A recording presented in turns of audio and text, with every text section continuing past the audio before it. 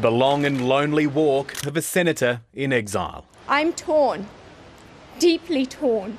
But feeling she's been left with little choice. With a heavy heart, but a clear conscience, I announce my resignation from the Australian Labor Party.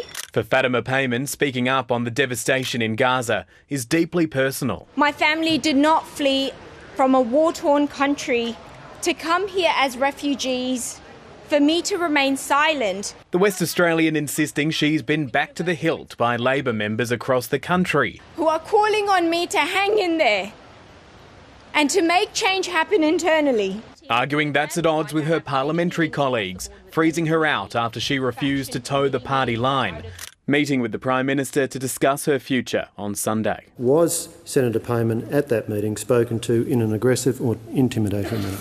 The answer is no, Mr. Speaker. It was confronting, but it was a necessary discussion that needed to be had, and I respect the Prime Minister. Free Palestine! The plight of people in Gaza fueling demonstrations of dissent of a different type. 4 protesters scaling Parliament House and unfurling their colours from a precarious position. Stop the bombing now, now, now, now! Coaxed down by federal police, arrested and charged with trespass offences and banned from the building for 2 years. A review of security on Capitol Hill now underway. We are deeply concerned about this morning's event.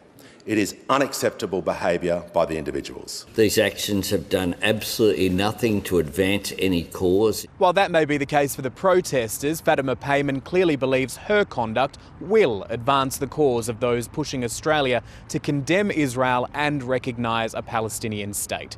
She says her decision today was one of principle, and it likely put pressure on Labor to clearly explain why a young Muslim woman needed to quit the party in order to be heard. Fatima Payman has had contact in recent weeks with a politically active Muslim movement and a former Canberra operative who's advised independents and minor parties in the past. At this stage, I do not plan to form a party, and, we'll stay tuned. For now, getting used to a new spot on the red leather benches.